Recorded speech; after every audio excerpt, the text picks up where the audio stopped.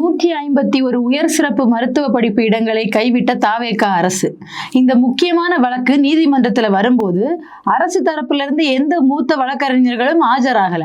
நம்ம பக்கம் அவ்வளோ நியாயம் இருக்கு, அதை எடுத்து சொல்லி நமக்கான உரிமையை பெறதுக்கு கூட இந்த தாவேகா அரசுக்கு திராணி இல்லாம போயிருச்சா? 6 வருஷத்துக்கு முன்னாடி இதே நாள் திமுக அரசு போராடி இதர பிற்படுத்தப்பட்ட மாணவர்களுக்கான 27% இடஒதுக்கீட்டை பெற்று தந்தாங்க. ஆனா இன்னைக்கு மருத்துவ படிப்புல தமிழ்நாடு சிறந்து விளங்கிட்டு இருக்க இந்த சமயத்துல இந்த உயர் சிறப்பு மருத்துவ படிப்புக்கான இடங்களை மத்திய அரசு கிட்ட தாரை வார்த்துட்டு கை கட்டி மௌனமா இன்னொரு முக்கியமான வேலையில பிஸியா இருக்கிறாரு நம்ம மாண்புமிகு தமிழ்நாடு முதலமைச்சர் விஜய் அவர்கள். இது பின்னணி என்ன, சிடிஆர் நிர்மல்குமார் இதை குறித்து பேசின அந்த வீடியோல என்ன விதமான முறையை கையாண்டிருக்காரு அப்படிங்கிற விஷயங்களை குறித்து இந்த வீடியோல முழுசா பார்ப்போம். தமிழ்நாடு கடந்த 5 வருடங்கள்லயும் சரி, அதுக்கு முன்னாடியும் சரி, அதுக்கு முன்னாடி என்னதான் கல்வியில் சிறந்த மாநிலமா இருந்த போதிலும் கடந்த 5 வருடங்கள்ல கல்வி வளர்ச்சியிலையும் உயர்கல்வி வளர்ச்சியிலையும் சரி ஒரு கணிசமான இடத்தை பெற்றிருந்த தமிழ்நாடு இன்னும் இந்த 5 வருஷம் புதுசா அமைஞ்சிருக்க இந்த தாவேகா அரசோட 5 வருடங்கள் முடியும் போது எவ்வளவு பின்னோக்கி போயிருக்கும், எந்த அளவுக்கு 50 ஆண்டுகள் பின்னோக்கி சென்றிருக்கும் அப்படிங்கிறத பாக்குறதுக்கு நம்ம எல்லாரும் ஆவலா வெயிட் பண்ண வேண்டிய இடத்துக்கு தள்ளப்பட்டிருக்கோம்.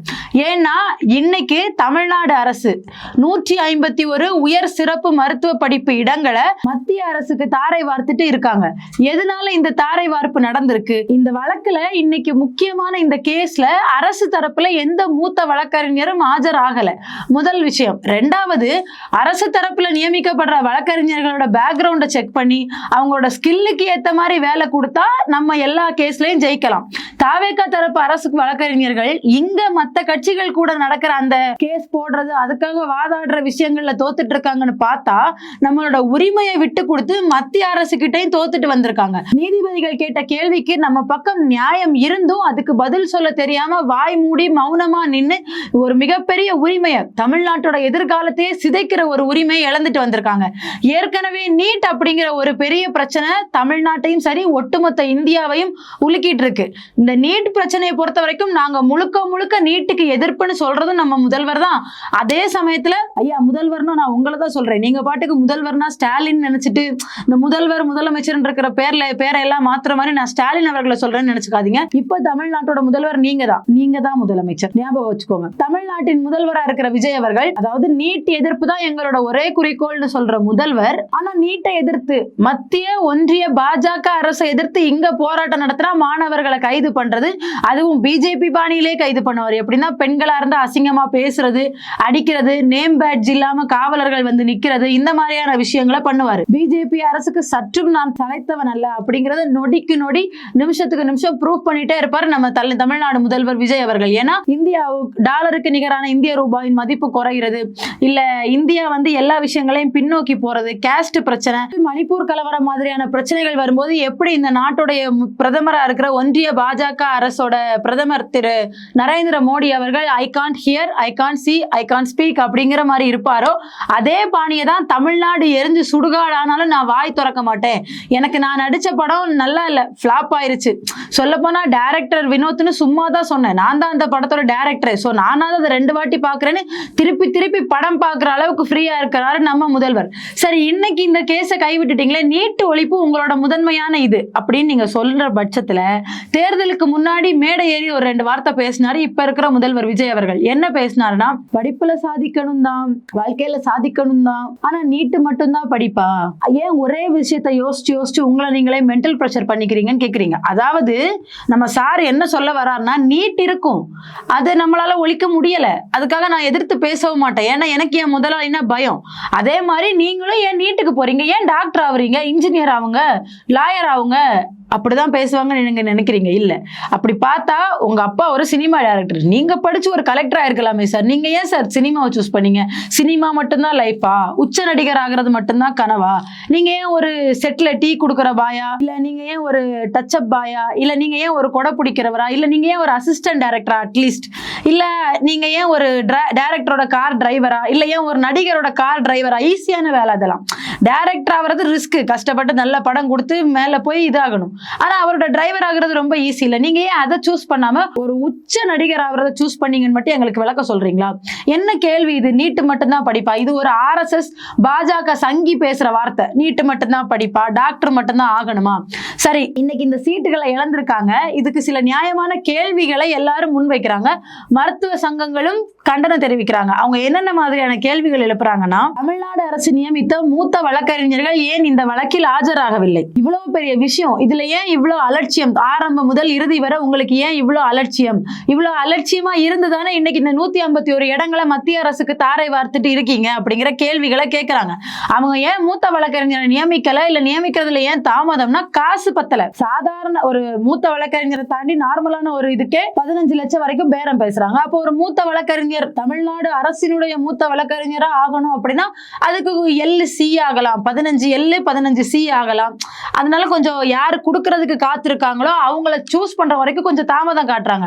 அது வரைக்கும் மத்திய அரசு கிட்ட நாம நம்மளோட எந்த உரிமையை இழந்தாலும், எந்த விதமான உரிமைகளை விட்டு கொடுக்க வேண்டி வந்தாலும், இந்த தாவேக அரசு இப்ப தமிழ்நாடு அரசா இருந்து முதலமைச்சரா இருக்கிற ஜோசப் விஜய் அவர்களுக்கு எந்த விதமான கவலையும் கிடையாது.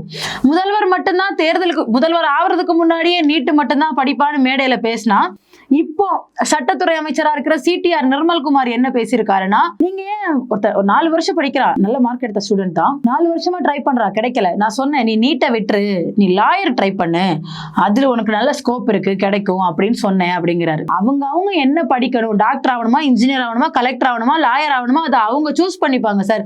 நீங்க யாரு நீட்டு ட்ரை பண்ணாத, உனக்கு கிடைக்காது, நீ போயிட்டு லாயர் ட்ரை பண்ணுன்னு சொல்றதுக்கு நீங்க யாரு?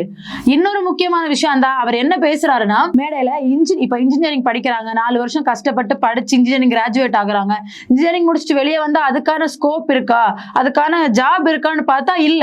ஆனா பிளம்பருக்கு நல்ல ஆப்பர்ச்சுனிட்டி இருக்கு, ஒரு எலக்ட்ரீஷியன் பிளம்பர்லாம் ஆனா நல்ல ஆப்பர்ச்சுனிட்டி இருக்கு, நீங்க ஆகுங்களேன்.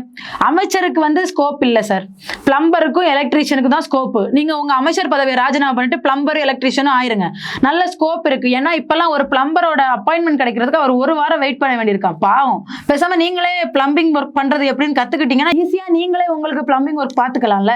எதுக்கு நீங்க அமைச்சரா இருந்துட்டு கண்டதையும் பிரஸ் முன்னாடி பேசி, கண்டதையும் மைக்கிலையும் பேசி, ஒரு உயரிய இலக்கோட குறிக்கோளா இருக்கிற ஒரு மாணவனை போயிட்டு ஏன் டாக்டருக்கு படிக்கிற, நீ பிளம்பர் ஆகு, எலக்ட்ரீஷியன் ஆகு, கம்பவுண்டர் ஆகு, பிசினஸ் பண்ணு, பக்கோடா போடுன்னு ஏன் அவன் மைண்டை டைவர்ட் பண்ற வேலையை பாக்குறீங்க? நீங்களே அந்த வேலைக்கு போயிருங்களேன், ரொம்ப ஈஸியா இருக்கும்.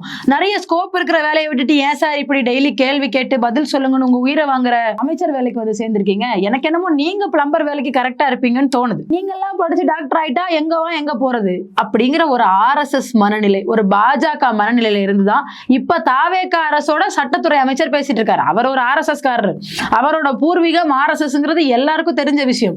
ஆனா தமிழ்நாட்டோட முதலமைச்சர் ஏன் இதுல மௌனம் காக்குறாரு? இன்னைக்கு இத்தனை சீட்டை தார வாத்திருக்கீங்க, ஆனா இதுக்கப்புறம் ஏதாவது மேடை கிடைச்சா கேட்கிற எந்த கேள்விக்கும் பதில் இருக்காது. வழக்கம் போல DMK Stalin sir, Stalin sir, Stalin sir. எப்ப வாய் திறந்து ஒரு முதலமைச்சரா ஒரு பிரச்சனைகளுக்காக குரல் கொடுப்பீங்க? உங்க வாயையும் வேற யாராவது சேர்த்து இயக்குறாங்களா? ஏன்னா ஸ்கிரிப்ட் தந்தா பார்த்து படிக்கிறீங்க, சரி, உங்க வாயையும் வேற யாராவது எங்கேயாவது இருந்து ரிமோட் கண்ட்ரோல் வச்சு இயக்கிட்டு இருக்காங்களான்ற கேள்வி வருது எங்களுக்கு.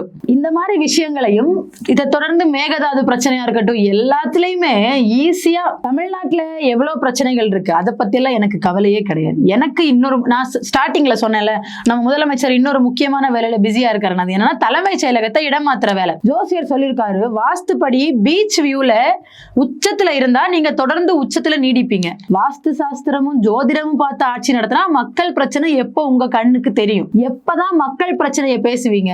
இந்த விர்ச்சுவல் வாரியர்ஸை வச்சு ஃபேக் நியூஸ் ஸ்ப்ரெட் பண்றதை ஸ்டாப் பண்ணிட்டு ஒரு முதலமைச்சருக்குள்ள வேலையா எதையாவது பண்ணுங்க. இத்தனை வாக்குறுதிகள் அறிவிச்சீங்க, எதையுமே செய்யல. திமுக அரசு பண்ணதுக்கு மேல ஸ்டிக்கர் ஓட்டிட்டு இருக்கீங்க, முதல் விஷயம். ரெண்டாவது, நீங்க சொன்ன வாக்குறுதியில ஒண்ணே நிறைவேற்றிருக்கீங்க. அது என்னன்னா தாய்மாமன் சீர்திட்டம், இதை மட்டும் தான் நிறைவேற்றிருக்கீங்க. அதுலயும் 1 பவுன் மோதிரம் 1 கிராமா குறைஞ்சிருக்கு. இதுதான் வாக்குறுதியை, கொடுத்த வாக்குறுதியை அப்படியே நிறைவேற்றுறதா? எலெக்ஷன் ரிசல்ட் வந்த அன்னைக்கு ஒரு ஏரியால பப்ளிக் பைட் போயிருந்தேன். அதுல விஜய் அவர்களுக்கு ஆதரவா பேசின ஒருத்தர் சொன்னாரு, எங்க தலைவர் கொடுத்த வாக்குறுதியெல்லாம் அப்படியே நிறைவேற்றுவாரு. அவர் மத்த அரசியல்வாதிகள் மாதிரி கிடையாது. நான் சொன்னேன் உடனே சரி கொடுத்த வாக்குறுதிகளை நிறைவேற்றலைன்னா என்ன பண்ணுவீங்கன்னா நாங்களே கேள்வி கேட்போம், அடுத்த வாட்டி ஓட்டு போடுவோம். இதேதான் எல்லா விஜய் ரசிகர்களும் சொன்னாங்க. ஆனா இன்னைக்கு விஜய் அவர்கள் ஆட்சியில் நடக்கிற தப்பு தவறு எல்லாத்துக்கும் முழுக்க முழுக்க முட்டு கொடுக்குற வேலையை மட்டும் தான் இந்த விர்ச்சுவல் அபியூசர்ஸ் பார்த்துட்டு இருக்காங்க. இன்னைக்கு மருத்துவ படிப்புல சிறந்து விளங்கிட்டு இருக்க தமிழ்நாடு ஒரு வருஷம் கழிச்சு 2 வருஷம் கழிச்சு அதுக்கான டேட்டா ஏதாவது வரும்போது 5வது இடம் 6வது இடத்துக்கு தள்ளப்பட்டிருக்கலாம், ஏன் 10வது இடத்துக்கு மேல கூட போலாம். இதெல்லாம் எதிர்பார்த்து, அதாவது எதுக்கும் தயாரா இருங்க, எதுக்கும் உங்களை நீங்க ரெடியா வச்சுக்கோங்க. தமிழ்நாடு என்ன வேணா ஆகலாம். தமிழ்நாடுன்னு ஒண்ணு இருக்குமா இருக்காதானே தெரியாத அளவுக்கு ஒரு மோசமான ஆட்சியை விஜய் அவர்கள் கொடுத்துட்டு இருக்காரு. இந்த மருத்துவ சீட்டுகளை இழந்த இந்த விஷயம் குறித்தான உங்களோட கருத்துக்களை கமெண்ட்ஸ்ல சொல்லுங்க. இந்த மாதிரி வீடியோஸ் பார்க்கறதுக்கு நம்ம சேனலை சப்ஸ்கிரைப் பண்ணிக்கோங்க. இன்னொரு வீடியோல சந்திப்போம். நன்றி.